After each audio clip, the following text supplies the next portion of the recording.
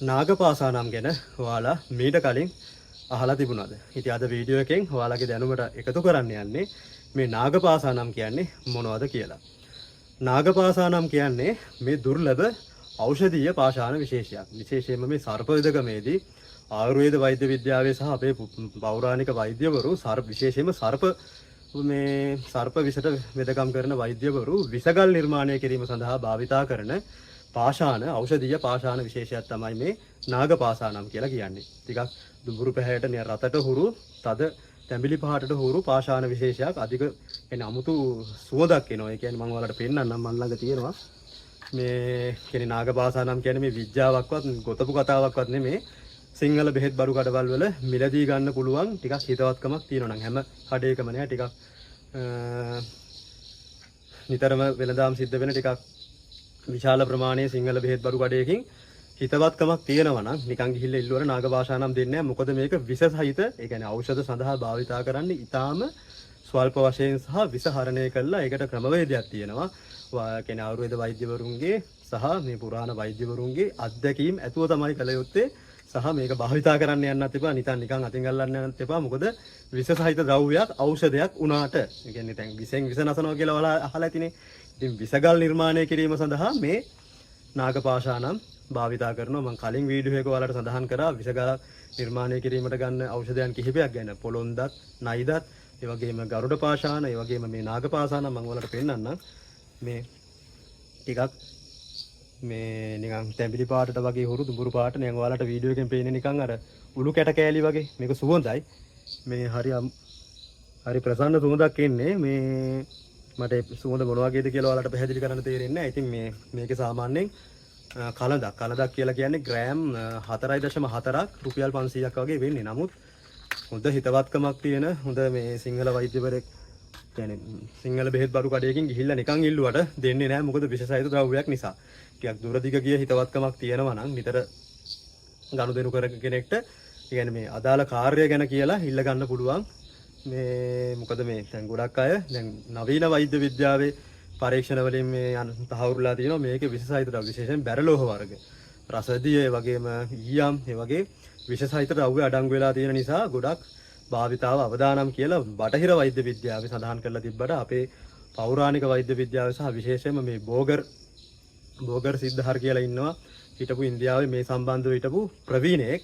ඉතින් ඔහුගේ මේ ග්‍රන්ථවල සෑහෙන මේ ගැන සඳහන් වෙලා තියෙනවා. ඊට අමතරව මේ වේද විද්‍යාවේ සහ පුරාණ පුස්කොළ පොත්වලත් අපේ මේ හෙළ පුස්කොළ පොත්වලත් යම් මට්ටමකින් මේ ගැන සඳහන් වෙලා තියෙනවා. විසගල් නිර්මාණය කිරීම සඳහා භාවිතා කරන මේ නාගපාෂානම් ඖෂධය ගැන. ඉතින් ඒ වගේම මේ පිටතින් ආලේපන සඳහා ඒ කියන්නේ මේ දනිස් මේ ආතරයිටිස් වගේ හන්දි වේදනාවන් ඒ වගේම මේ වැලමිටවල් වල ඇතිවෙන ආබාධිත තත්වයන්ට බෙහෙත් කියන්නේ ආලේපන සකස් කිරීමටත් මද වශයෙන් නාගපාෂානම් භාවිතා කරලා තියෙනවා කියලා පෞරාණික ග්‍රන්ථ කිහිපයකින් මට අධ්‍යයනය කරද්දී දැනගන්නට ලැබුණා. ඒ වගේම වෛද්‍යවරුත් එක්ක කියන්නේ මේ අපේ මම දන්න කියන්නේ ළඟින් ඇසුරු කරන මේ පාරම්පරික වෛද්‍යවරු කිහිප දෙනෙක් එක්ක කතා බස් කරනකොට ඉතින් එයාලා හරහාත් ඉගෙන ගන්න ලැබුණා. මේ වෛද්‍යවරුන් හරහා මේ නාගපාෂානම් වල තියෙන සුවිශේෂී ගුණයන්. ඉතින් මට ඒ තොරතුරු මේ වීඩියෝ එකෙන් කතා කරන්න බෑ. මොකද ඉතින් ඔවුන් කැමති නෑ ඒ තොරතුරු එළියට දෙනවට. ඉතින් ඒ නිසා ඔවුන්ට කරන ගරුත්වයක් විදියට මම මේ වීඩියෝ එකේ ගැන සඳහන් කරන්න යන්නේ නැහැ. සුවිශේෂී දේවල් ගොඩාක් කරන්න පුළුවන්. මම විශේෂයෙන්ම කිව්වර බෝගාර්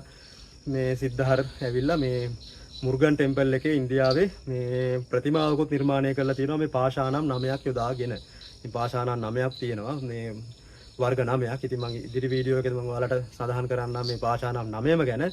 අද වීඩියෝ එකේ මම ඔයාලට පෙන්නුවේ දැන් මම වීඩියෝ කොටේජස් අරගෙන ඔයාලට බලන්න සමීප ඡායාරූප දාන්නම් මේ නාගපාෂානම් වල.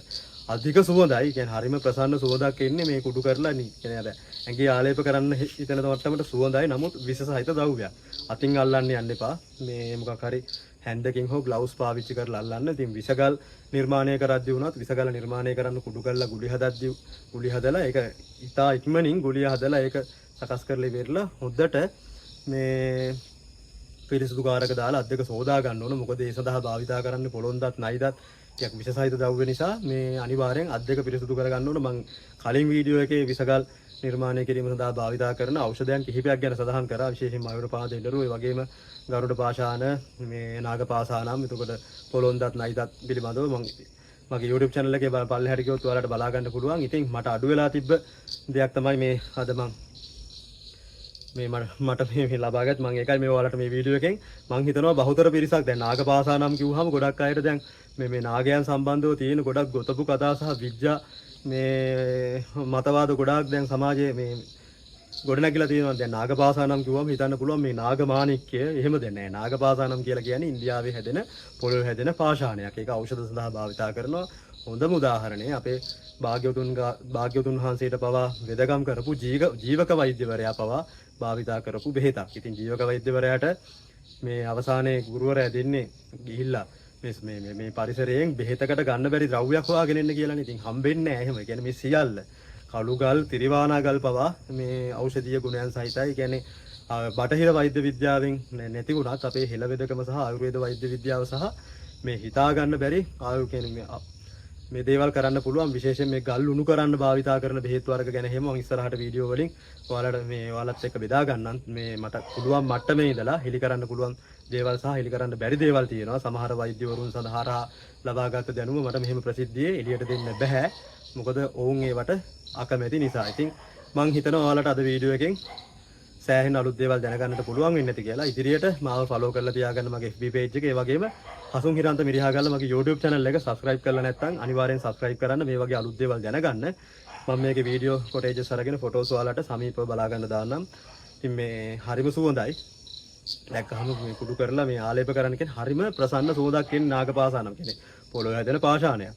මේ කලංගයක් කියන්නේ ග්‍රෑම් 4.4ක් රුපියල් 500ක් වගේ වෙන්නේ. ඉතින් හොඳ මේ සිංහල බෙහෙත් බඩු කඩයක් ඔයාලා දන්නවා නම් මේ වෙදකමේ ඉන්නවා නම් මේ අනිවාර්යෙන් ලබා ගන්න පුළුවන්. මමත් ඉස්සරහට නීත්‍යානුකූලවම මේකට අත ගහන්න හිතාගෙන ඉන්නේ. ඒ කියන්නේ දැන් මොන දේ දැනගෙන හිටියත් පුස්කොළ පොත් කියලා තිබ්බත් වෛද්‍යවරු ඇසුරු කරලා ඒගොල්ලෝ හරහා මොන දේ ඉගෙනගෙන තිබ්බත් අනිවාර්යෙන් රජයේ ආයුර්වේද දෙපාර්තමේන්තුවේ හෝ පාරම්පරික වෛද්‍ය විදිහට ලියාපදිංචි වෙන්නේ නැතුව මේක ඉස්සරහට යනකොට නීතිමය පසුබිමෙන් ඒ කියන්නේ රාජනීතියට ගරු කරන්න කියලා භාග්‍යවතුන් වහන්සේ නික්ලේශී සර්වඥයන් වහන්සේ දේශනා කරලා තියෙනවා. ඒ නිසා මේක නීත්‍යානුකූලව කරගෙන යන්න පුළුවන් විදිහට මේ ලිපිලේඛන සකස් කරලා ඒ කියන්නේ එක්සෑම් වලට පෙනී ඉඳලා ඒ කරන්න ඕන මේ ක්‍රියාපටිපාටියට දැන් අත ගහලා තියෙන. ඉස්සරහට එතකොට ලීගල් විදිහටම මේ කරගෙන යන්න පුළුවන් වැඩපිළිවෙල. ඉතින් මම විසගලක් ඉස්සරහට නිර්මාණය කරලා විසගල නිර්මාණය කරද්දිත් මම ඒ ගැන ඔයාලට වීඩියෝ එකකින් ඔයාලට කියලා දෙන්නම්. ඉතින් සෑහෙන දුර්ලභ දේවල් මේ වගේ දේවල් දැනගන්න අර මගේ YouTube channel එක subscribe කරලා FB page එක follow කරලා තියාගන්න. ඉතින් වැඩි විස්තර කතා කරන්න යන්නේ නැහැ. එහෙනම් ඔයාලා සියලු දෙනාටම තෙරුවන් සරණයි, බුදු සරණයි, ජය වේවා කියලා ප්‍රාර්ථනා කරනවා.